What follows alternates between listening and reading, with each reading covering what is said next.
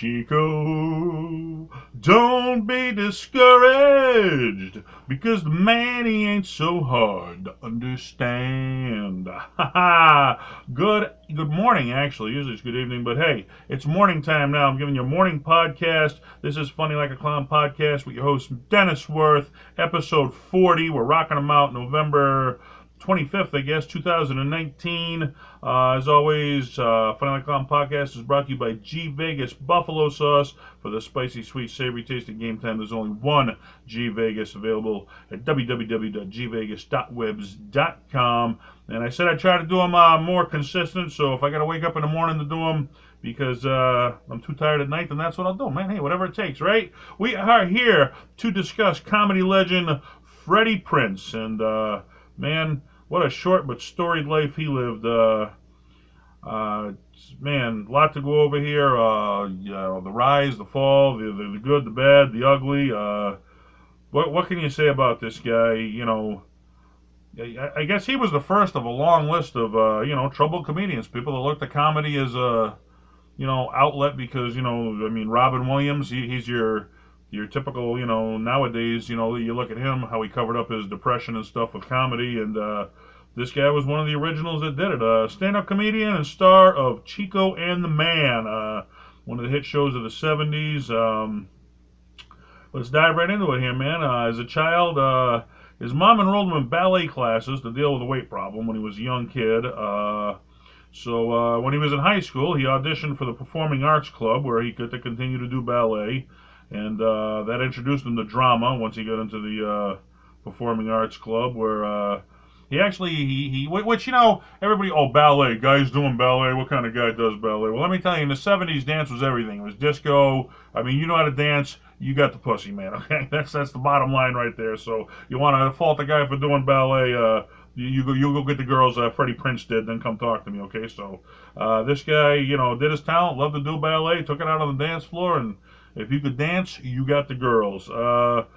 The funny thing, when he was in the performing arts, where they teach you about theater and stuff like that, he found his talent in the boys' restroom, where while they were in there hanging out, he'd be telling his friends joke and making them laugh, and he found that he had a talent for making his friends laugh in the boys' restroom. So you never know where you're going to find your talent, and I can relate to that. I did 10 years at a pizza shop, and me and the manager, we had like a love-hate relationship, and I do in my comedy routines, I do one of the routines about him.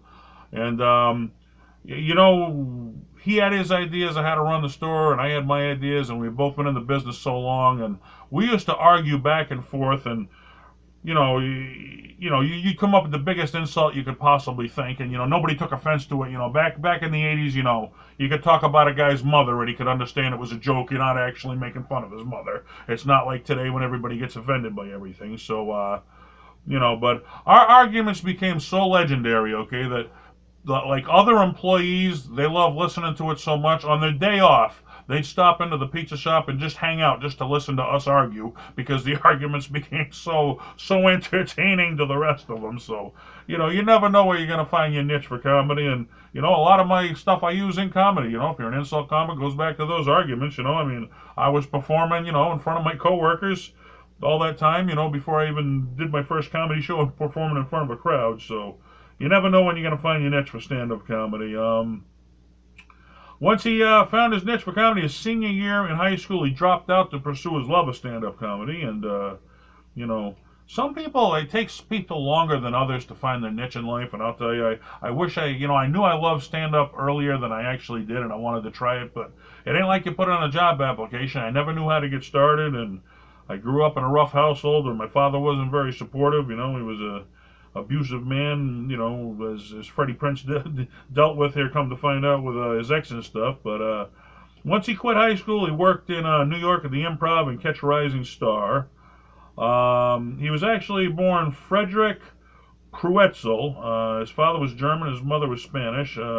He wanted to be the king of comedy. He was going to name himself Freddie King, but Alan King already had that title, so he settled for being the Prince of Comedy, and that was how he got the name Freddie Prinze. Originally it was going to be Freddie King, but Alan King stopped him from being the king of comedy. So now this one's impressive right here. He was the first comic ever to be asked to do a sit down on his very first Carson appearance. Okay, now back then, if you made Carson, okay, you were a made comic. It's not like nowadays, people make Conan and make Jimmy Fallon, and it's like, yeah, okay, well, it's good you made it. You're not a made comic from it. I mean, everybody tuned in Carson. If they knew that, you walked into a comedy club, they knew who you were. So I mean, to be called to the couch on your first appearance, and I can remember late night, the comedians, they get done, and then they give a little look over to Johnny. Am I going to get the wave? Am I going to get the wave to come to the couch? Well, nobody got it on the first try.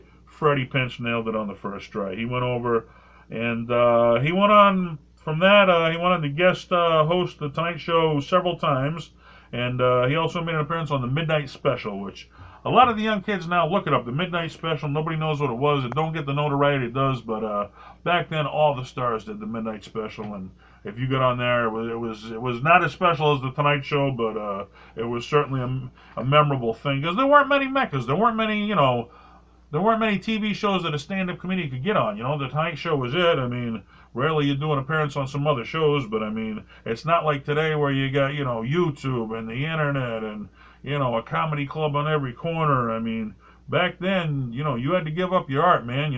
If you wanted to do comedy, you didn't go down to your local comedy club. You had to quit your job and move to LA or move to New York to pursue your passion. You really had to go for it. It wasn't like, hey, let me try this out and see if I'm good, man. No, you had to go for it back then. Well, Freddie Prinze went for it. 1974 to 77, he starred in Chico and the Man with Jack Albertson. That went on to be an all-time classic. I mean, that was must-see TV back then. I remember, somewhat as a kid. I was young back then, but I definitely remember the show. And, you go to school and people would be shooting around at school quotes from the show, so then you knew it was popular.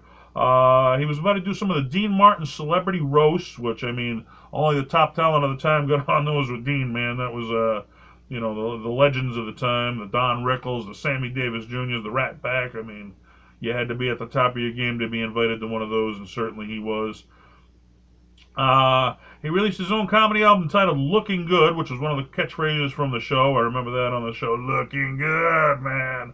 The classic quote, if you're doing something good.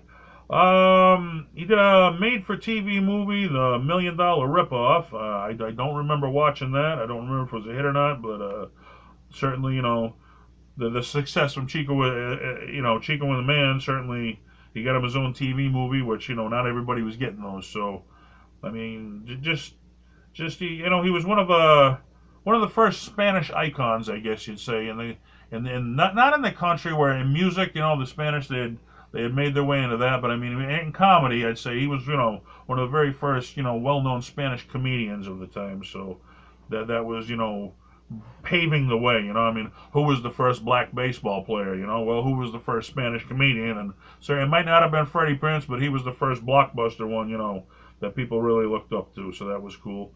4 months before his death, he signed a $6 million contract with NBC.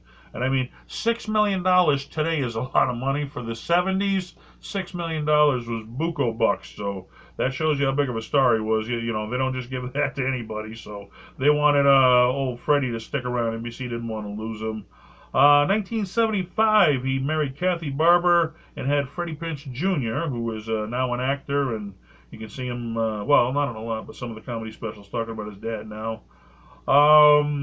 1976, he was arrested for driving on Quaaludes, and that led to his divorce. He had suffered from depression, and, divorce only worsened it, which, man, I can see that. I'll tell you, I grew up in an abusive household, and everybody said you were such a quiet kid. I can't believe you do stand-up comedy. I'm like, yeah, if I opened my mouth, my father would yell at me. It wasn't that anything to say. I was too scared to say it. So, I can understand the depression as a child, and certainly I went through a divorce, and there's nothing more precious in life than your children. And when you see them getting hurt, and there's nothing you can do about it because the courts care more about making profit off you than they do your kids, it just tears you apart. So I can relate to this guy's pain where, I mean, if you get divorced, it shouldn't affect the kids, and that's who gets hurt the most, The parents, it's not easy on them, but it's twice as hard on the kids. And when you see that happening to your kids, that's the last thing you want to happen, and it just tears you from limb to limb. After talking on the phone with his ex-wife, he was visited by his manager, Marvin Snyder. And while Marvin was there, Freddie pulled out a gun and just shot himself right in front of his manager. Um, that was January 29th, 1977. They took him down. They operated on him. They put him on life support. They tried to save his life. And finally, there was no hope, and the family chose to pull the plug, and he ended up passing away. Now, interesting fact here from that. I mean, from the depression, he was on all kinds of antidepressants and stuff, and his mother filed a lawsuit, and a jury found that the suicide was a cause of, it was a medical induced thing where, him being on either so many pills or him being on so many pills. I mean, I don't talk about it much. I mean, my best friend I grew up with since we were kids, he committed suicide, and he worked up at a maximum security prison as a prison guard, and he saw some stuff at that prison no human being should have to see, and it really messed with his head.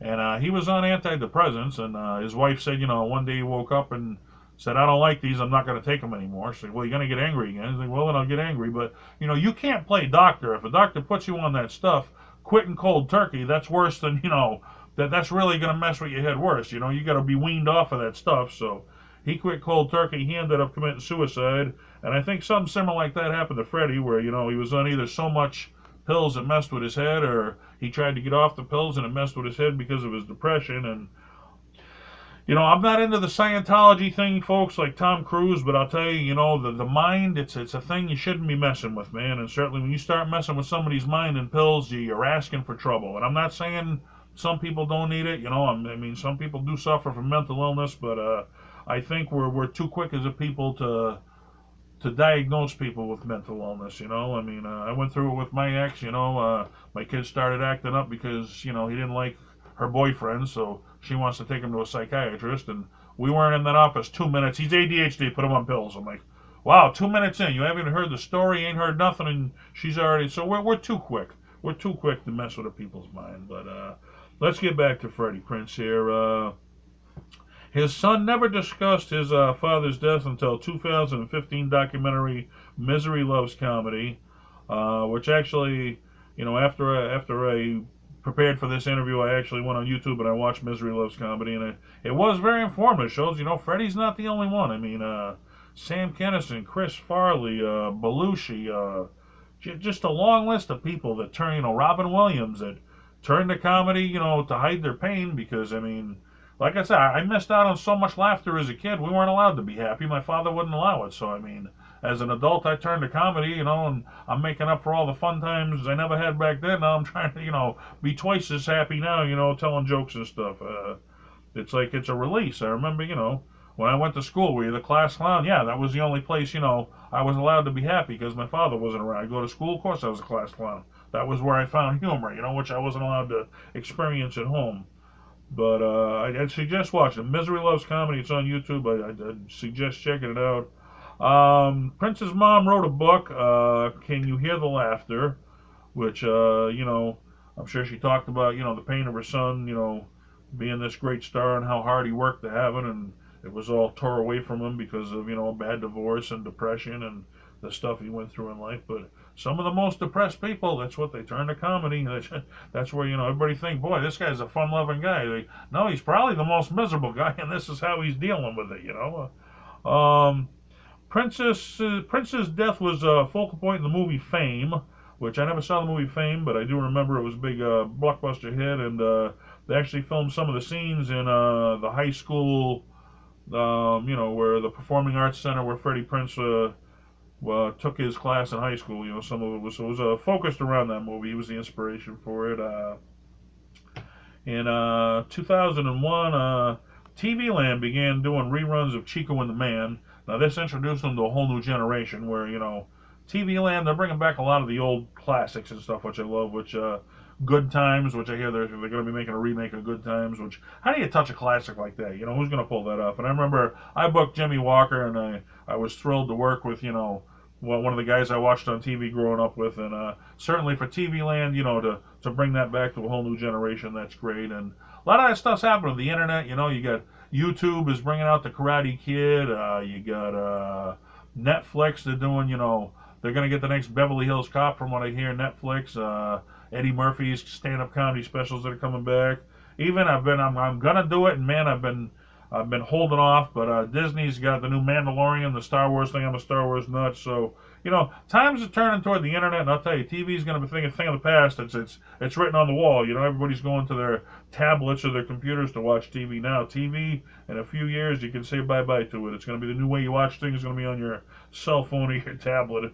And hats off to TV Land for, exposing generations to the stuff we grew up on, because the kids of today, they don't know the old stuff. They don't know what brought us Chris Rock. Well, guys like Freddie Prinze, that's who brought you Chris Rock. So it's good you get to learn them. And certainly I remember the legends from my time, who brought me Sam Kinison, you had to look back to the Dean Martins and the Don Rickles and the legends that came before, Groucho Marx, Lucille Ball. Those were the guys who paved the way. And, who paved the way? Charlie Chaplin, it goes back and back and back. You always got to pay tribute to the people in our class that are the legends.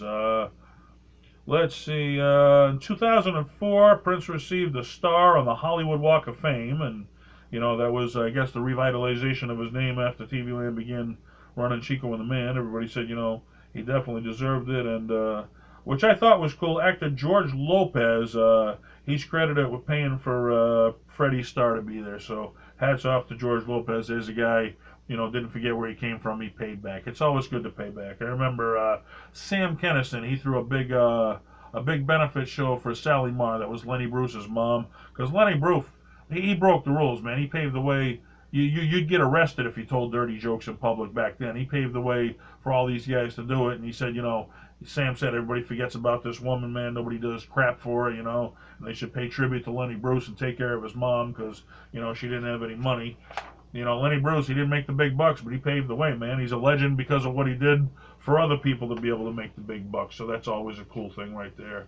So don't forget where you come from, but, Freddie Prinze, certainly, I remember, what was it, Austin Powers, where he does the thing back in the 70s. Well, Freddie Prinze, he had the original show where, what was it? People remember the van. I remember there was like a little van in the workshop and stuff. And what else did they have? The low riders, the jumping cars where you could push a button and the cars would go boing, boing, boing. They'd be sitting so low, you'd be like, how do you even drive that thing? Then you hit a button and they start to jack up or something, the jacked up cars with the pimped out seats and the crazy colors on the side. And, he was the first one to bring like a big Spanish feel to television, where you'd accept that kind of thing.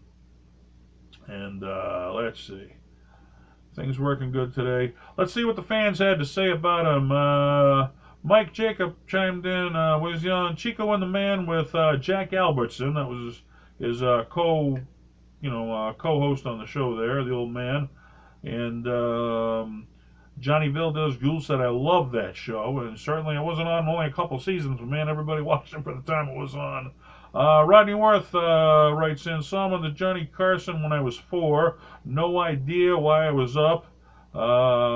I thought he lived in my grandmother's building in New York based on his jokes. So it's like, based on, he did the real ghetto humor, and if you grew up in an apartment building or something, you got what he was talking about, because everybody lived the same stuff in those apartment buildings, it was a tough shot. Everybody thinks everybody grew up in this, house out in the suburbs. Well, some people grew up in an apartment building. It's a way different life, living with other people than just living with your family.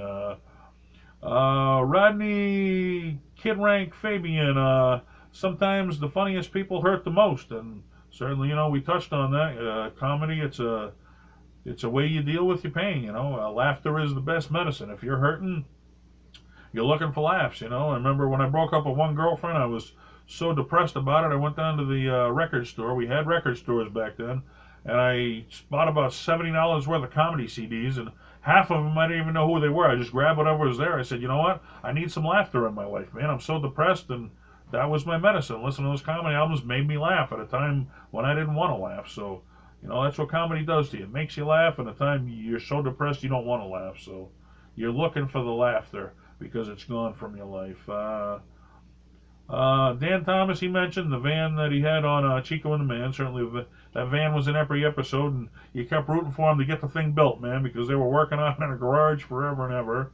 Bob Goutreau, when he got called to the couch, certainly that's every comic's dream, you know. It was to get on Johnny and be, you made the look, please call me, please call me. If you got the wave, man, that was it. You were a made comic. I mean, that's what every comic, you know, still today dreams of, getting that one big opportunity where, you know, somebody gives you a break, it goes well, and you don't have to work a 9 to 5 job anymore. You can just do comedy for a living. That's most comics' dreams. I mean, if they can hit it big time, that's awesome. But even if you hit it little time and you could just do comedy for a living and not have to work, that would be cool. Rick Synod, great comedy album. We mentioned the comedy album they put out. Check it out, buy it, look it up. Who knows? You can get it for free probably. Download it on the internet. I don't know what's going on there, but check out Freddie Prinze, man, because it was a short but storied career, and certainly raises awareness, you know, that the mind is a terrible thing to waste. So, you know, don't be so quick to drug it up, and be careful with that stuff. If you are on it, don't play doctor with yourself. And certainly depression is a tough thing to deal with. I'll tell you, I've dealt with it myself. I've seen people deal with it, and you know, the government keeps messing with your life, man, and you get so depressed, what do? I'll tell you what you do. You go out to our comedy show, because laughter is the best medicine. So if you get so depressed in life, folks, that you don't know what to do, go out to a comedy show, because they're going to make you laugh at a time you don't want to laugh. And you need laughter in your life. Where the hell will we all be without laughter? And that's why everybody's getting offended nowadays, and it's really pissing me off, because I think you can joke about anything. Written rightly, you can make a joke about anything. And if you get offended by it, well, fuck you, okay? Because comedy's meant to make you laugh. It's not meant to be taken seriously. And if we lose laughter, we're all in some big trouble as a people. This is Funny Like a Clown podcast. I'm your host, Dennis Worth.